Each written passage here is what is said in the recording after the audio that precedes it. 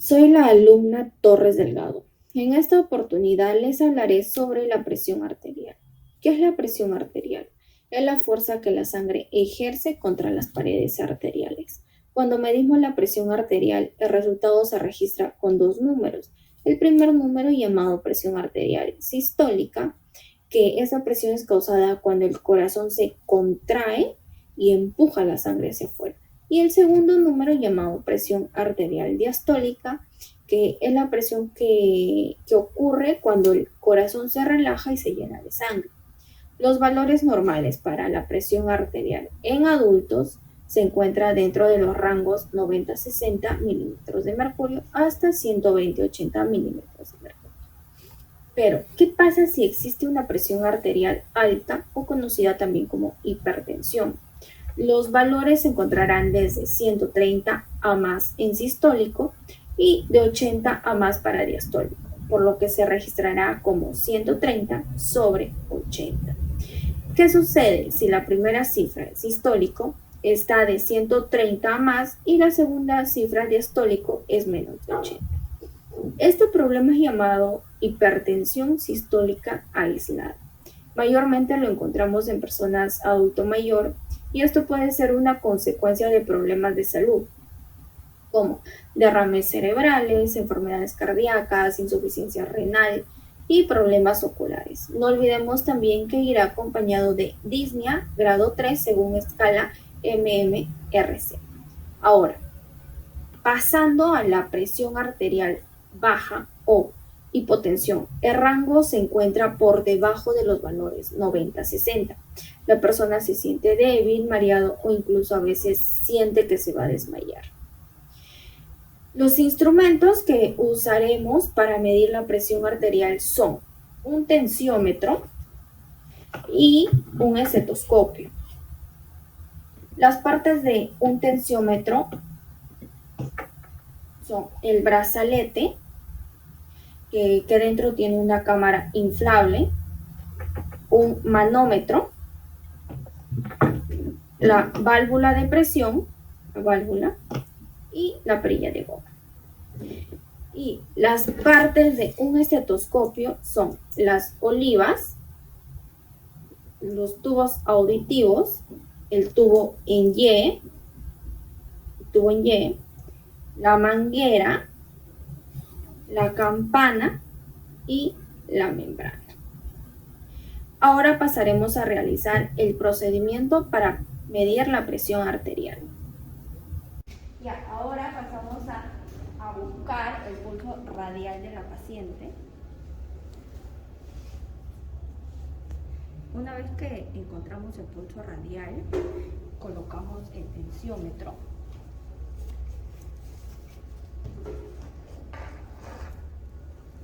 Ni muy ajustado y tampoco muy apretado. Siempre 3 dedos después del pliegue del codo.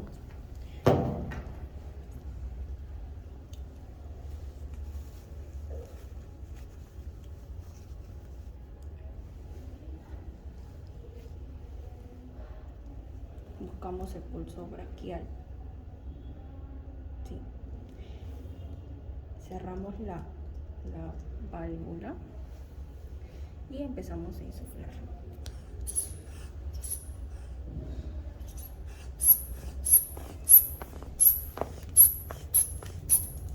Hasta 120, donde se pierde el pulso radial, y 20 más milímetros de mercurio. Como ya hemos localizado el pulso braquial, colocamos el estetoscopio, auscultamos y abrimos la válvula.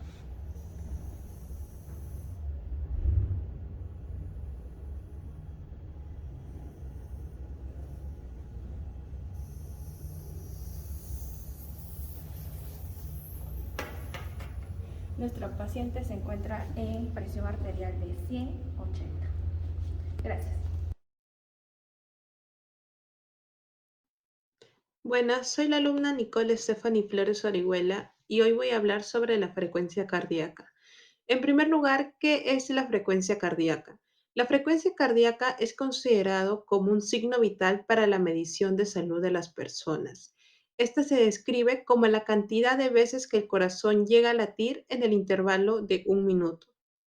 El pulso en muchas ocasiones se ha visto confundido con la frecuencia cardíaca, pero este más se refiere a las veces que por minuto se llega a expandir y contraer las arterias en respuesta al bombeo del corazón. La frecuencia del pulso es exactamente igual al latido del corazón, ya que las contracciones del corazón causan aumento en la presión arterial, lo que provoca un incremento importante del pulso. Entonces, de una manera más paralela de decirlo, es que la medición del pulso es una medida directa de la frecuencia cardíaca. En base de los valores se debe de tener en cuenta que la frecuencia cardíaca llega a disminuir progresivamente a medida que la persona va avanzando desde su infancia hacia la adolescencia. La frecuencia cardíaca normal en estado de reposo de manera general es entre 60 y 100 pulsaciones por minuto. Pero en caso de otras personas que tengan un estilo de vida más activa, como están los atletas altamente entrenados, estos pueden tener una frecuencia cardíaca en estado de reposo de menor a 60 pulsaciones por minuto hasta llegar hasta un 40 pulsaciones por minuto. Tanto aquí podemos ver un cuadro de la frecuencia cardíaca de los hombres yéndonos en el intervalo de 18 a 25 años hasta llegar a mayor a 65 años. Viendo un poco aquí, de 18 a 25 años, podemos decir que de 56 a 61 pulsaciones por minuto es un estado excelente, de 62 a 65 pulsaciones por minuto es un estado bueno, de 70 a 73 pulsaciones por minuto es un estado normal, de 74 a 81 pulsaciones por minuto es un estado menos favorable y mayor a 82 es un estado más malo. Yendo hasta un intervalo de, 60, de mayores a 65, podemos ver que de 56 a 61 pulsaciones por minuto es un estado excelente, de 62 a 65 pulsaciones por minuto es un estado bueno, de 70 a 73 pulsaciones por minuto es un estado normal y de 74 a 79 pulsaciones por minuto es un estado menos favorable, incluyéndonos también cuando hay mayor a 80 pulsaciones por minuto en un estado ya malo. Yendo a un cuadro exclusivamente del género de la mujer, podemos también irnos desde un intervalo de 18 a 25 años hasta mayores de 65 años. Cuando se tiene 61 a 65 pulsaciones por minuto, es un estado excelente, de 66 a 69 pulsaciones por minuto es un estado bueno, de 74 a 78 pulsaciones por minuto es un estado normal, de 79 a 84 pulsaciones por minuto es un estado menos favorable y mayor a 85 pulsaciones por minuto es un estado ya más malo. Y cuando se tiene mayor a 65 años, de 60 a 64 pulsaciones por minuto es un estado excelente, de 65 a 68 pulsaciones por minuto es un estado bueno, de 73 a 76 pulsaciones por minuto es un estado normal, de 77 a 84 pulsaciones por minuto es un estado menos favorable y mayor a 84 pulsaciones por minuto es un estado malo.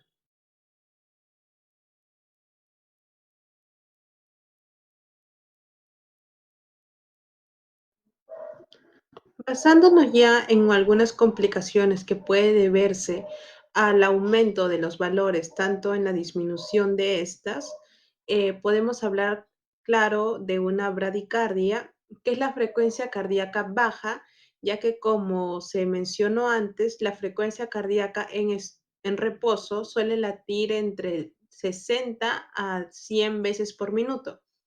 En los casos de la bradicardia, el corazón late menos de 60 veces por minuto, entonces así el corazón no puede bombear lo suficiente sangre al cuerpo, haciendo que la persona tenga algunos síntomas como mareo, cansancio o debilidad.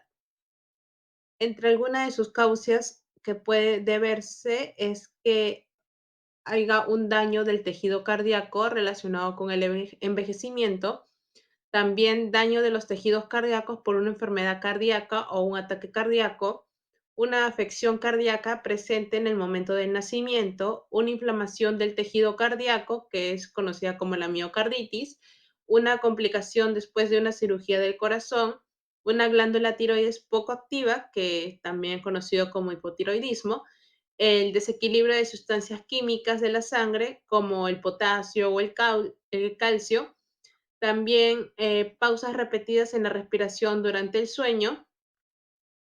Y por otro lado, también podemos ver a la taquicardia. La taquicardia es un ritmo cardíaco irregular o acelerado también.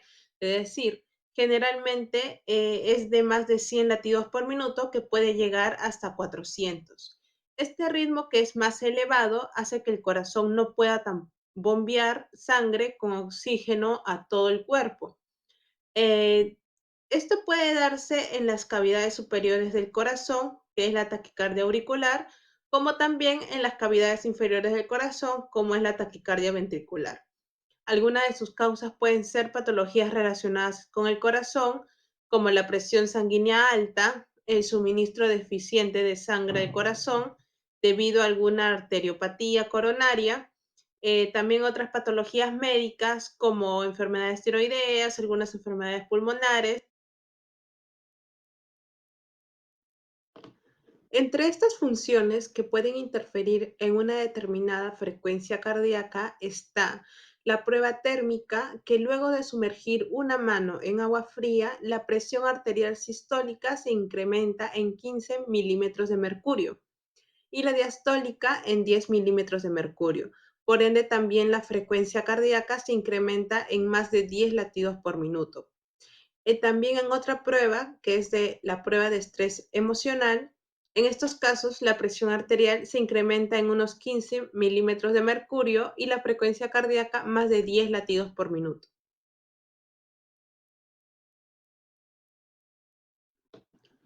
Para iniciar la toma de la frecuencia cardíaca, primero se tiene que tener algunos puntos antes de iniciar, como están las manos limpias, secas y lo más posiblemente tibias, así para que el paciente no se llegue a exaltar ni que haya algún aumento por alguna temperatura extra.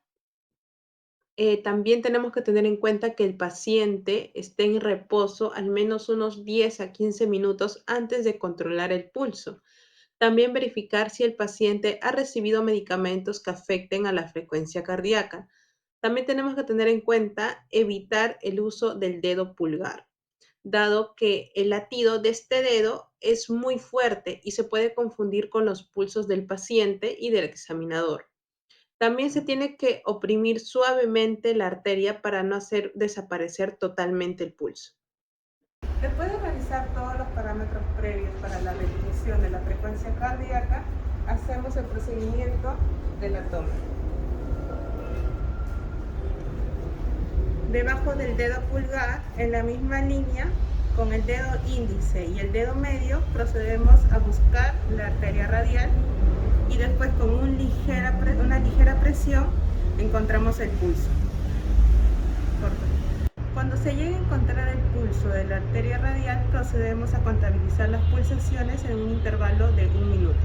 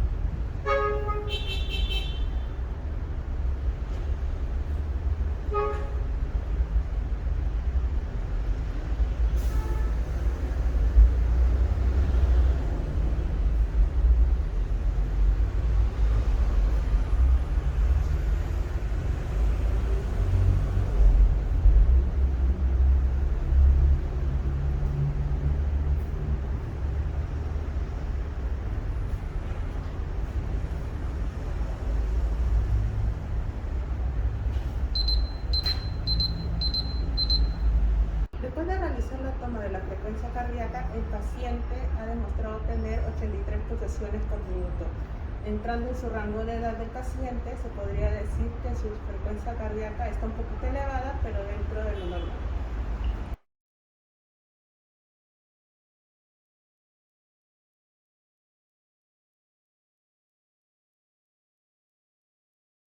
Ya, bueno.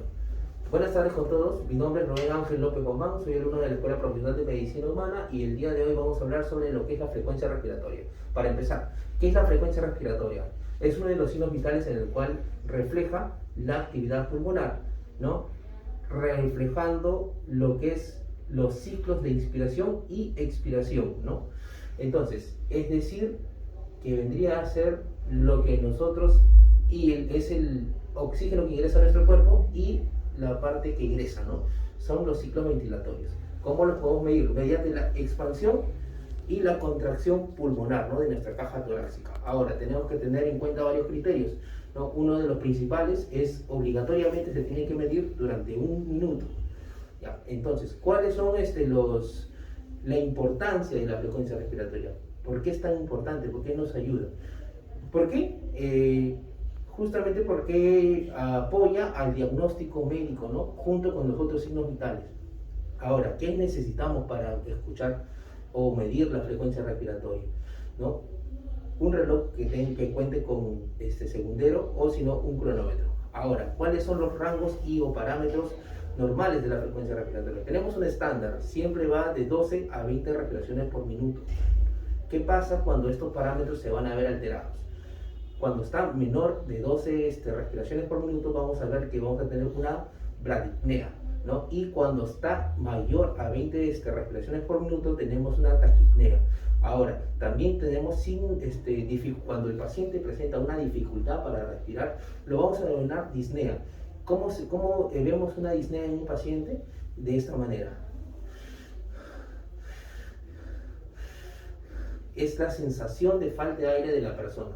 Entonces, también tenemos un ítem que es la parte, por decirlo, más grave de lo que es en cuanto a la frecuencia respiratoria, que es la apnea, que ya vendría a ser la ausencia de lo que es la frecuencia respiratoria.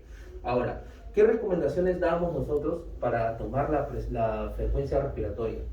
Primero, tenemos que tener en cuenta que el paciente tiene que estar en reposo por lo menos unos 10 minutos antes de la toma de la frecuencia respiratoria. También tenemos que tener en cuenta que no haya consumido bebidas alcohólicas, no haya fumado o no haya consumido bebidas energizantes antes de la toma de la frecuencia respiratoria. Otro punto no menos importante es tener en cuenta que no debemos explicarle al paciente que le vamos a tomar la frecuencia respiratoria. ¿Por qué? Porque si bien es cierto, todo ser humano va a poder modificar de alguna manera lo que es la frecuencia respiratoria, ¿no? Entonces, si es que el paciente está consciente de que se está haciendo la medición de este parámetro, podría haber variación y alteración y no tuviéramos el rango adecuado, ¿no? Ahora, ¿cuáles son las condiciones en las cuales se pueden alterar la medición de la frecuencia respiratoria? Tenemos dos. Frecuencia respiratoria disminuida es cuando la persona está en descanso o está recostada por más de 1 hora, o cuando hay un tratamiento en el cual estimula la disminución de la frecuencia respiratoria. ¿Y qué pasa cuando la frecuencia respiratoria se encuentra aumentada? Entonces se pueden dar en situaciones cuando un paciente presente nervios, ¿no? O esté ansioso o presente actividad física, ¿no? Como el correr o ejercitarse, ¿no? Ahora vamos a medir la frecuencia respiratoria en nuestra paciente. ¿Qué es lo que vamos a hacer? Vamos a tener en cuenta 3 pasos importantes. Primero, si es que la paciente se encuentra cubierta con una casaca o una colcha, tenemos que retirarlo para poder visualizar bien la caja torácica, ver la amplexación, la profundidad de su respiración y su ritmo. Entonces, ¿qué vamos a hacer? Segundo paso, le vamos a tomar de la mano, de esta manera, se la vamos a colocar aquí en la parte de acá, ya en el abdomen y tórax, pero con la parte del tórax abdominal, y vamos a explicarle que le vamos a tomar la frecuencia cardíaca. ¿Ya? De esta manera la paciente no va a tener idea de que vamos a controlar la frecuencia respiratoria y vamos a proceder a hacerlo por 1 minuto completo.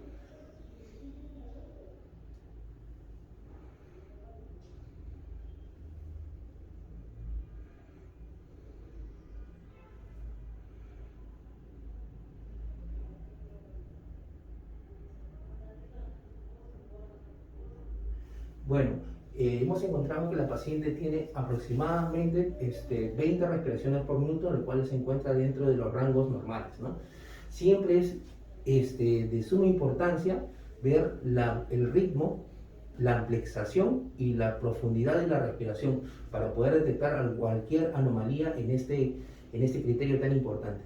Y bueno, eso sería todo. Muchas gracias.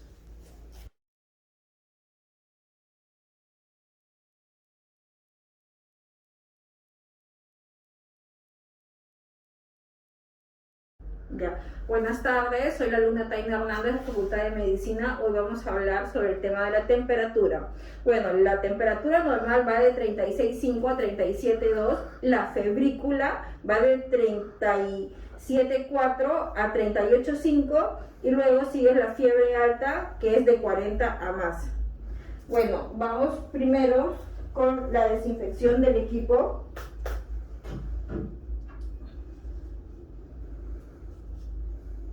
Y luego colocamos el termómetro en el centro de la axila. Colocamos el brazo en forma de abrazo y esperamos de 3 a 5 minutos. Mientras, lo voy enseñando con el termómetro digital, que solo se prende con un clic. Esperamos que aparezca el L y medimos igualmente. Bueno, acá ya pasaron los 5 minutos. Verificamos que la temperatura de mi compañera es de 37 grados. Ojo que nunca podemos tocar el bulbo porque alteramos la temperatura. Gracias.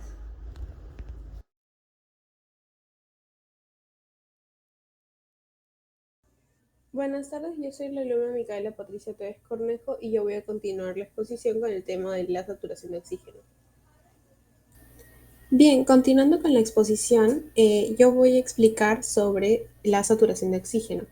Bien, para poder hablar de saturación de oxígeno es importante mencionar a la hipoxemia. Esta se define como la disminución de la presión parcial de oxígeno en la sangre y bueno, teniendo en cuenta ello, este oxígeno está estrictamente regulado dentro del cuerpo porque la hipoxemia puede provocar muchos efectos adversos agudos en los sistemas de órganos individuales. Ellos incluyen el cerebro, el corazón y los riñones. La saturación de oxígeno, ya hablando propiamente de ella, mide la cantidad de hemoglobina unida al oxígeno en comparación con la cantidad de hemoglobina que permanece sin unir.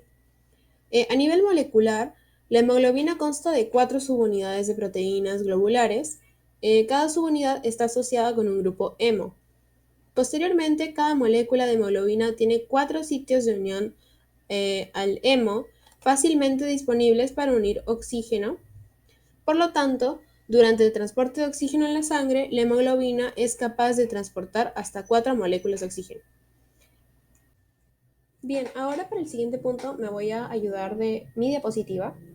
Bueno, en la sangre, la hemoglobina se une rápidamente al oxígeno libre para formar oxihemoglobina, dejando solo un pequeño porcentaje de oxígeno libre disuelto en el plasma. La curva de disociación de oxígeno-hemoglobina, que es el gráfico que estamos viendo, es un gráfico del porcentaje de saturación de hemoglobina en función a la presión parcial de oxígeno. Con una presión parcial de oxígeno de 100 milímetros de mercurio, la hemoglobina estará saturada al 100%, lo que significa que los 4 grupos hemo van a estar unidos. Un desplazamiento hacia la derecha de la curva de desaturación de oxígeno indica una disminución de la afinidad por el oxígeno de la hemoglobina, lo que permite que haya más oxígeno disponible para los tejidos. Un desplazamiento hacia la izquierda de la curva de saturación de oxígeno va a indicar un aumento de la afinidad por el oxígeno en la hemoglobina, lo que reduce la disponibilidad de oxígeno para los tejidos. Bien, ahora continuando, ahora voy a hablar sobre la presión arterial de oxígeno y su relación con la saturación de oxígeno. Bien, para ello me voy a ayudar de esta otra diapositiva. Bueno, el valor crítico de la presión arterial de oxígeno es de 60 milímetros de mercurio, lo que corresponde a una saturación de 90%, por debajo de la cual pequeñas disminuciones de la presión arterial de oxígeno van a ocasionar de saturaciones importantes. Por el contrario, por encima del 95%, grandes aumentos de la presión arterial de oxígeno no van a suponer incrementos significativos de la saturación de oxígeno. El punto crítico que va a dar alarma es el de las saturaciones inferiores al 95%. En casos de pacientes con patologías pulmonares crónicas, es de 90 a 92%. Y estos deben recibir tratamiento inmediato.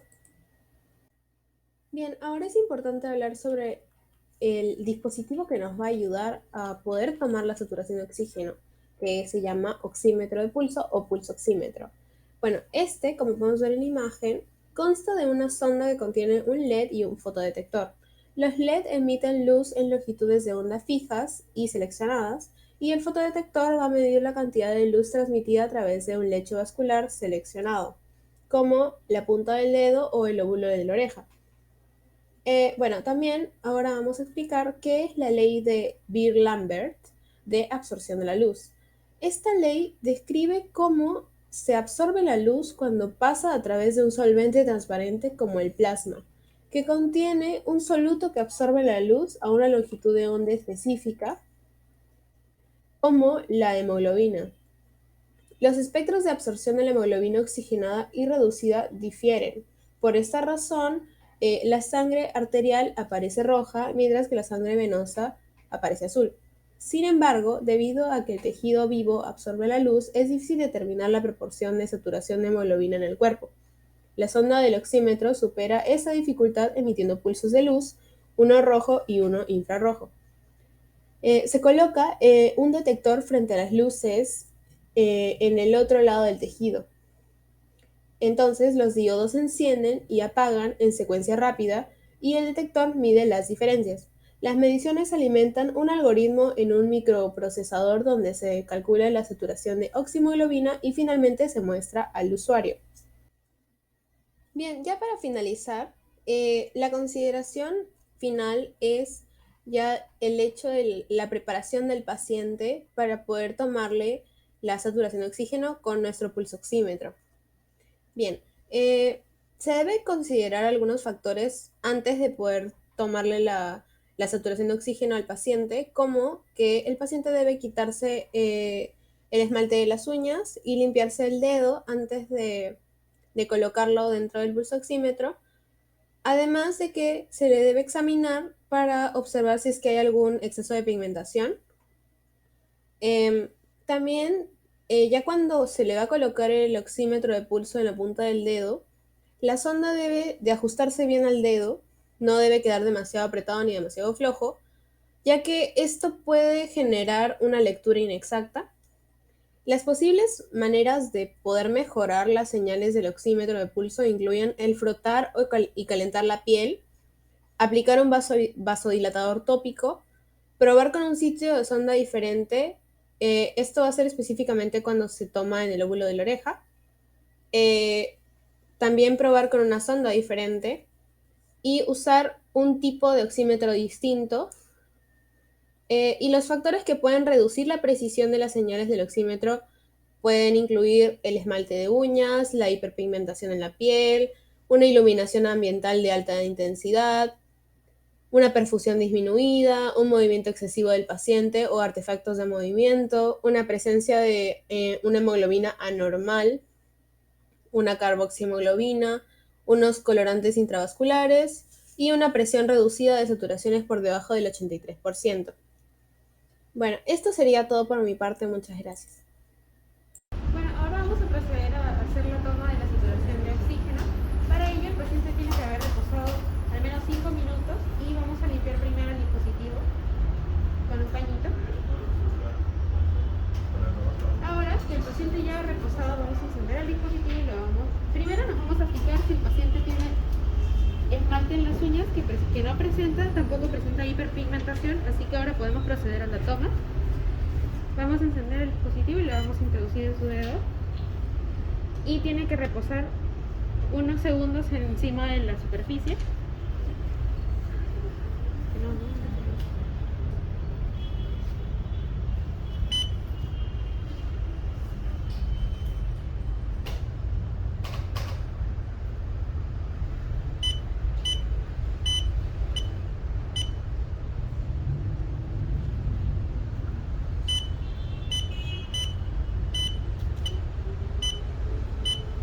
puede observar la saturación de oxígeno del paciente, que es de 99%,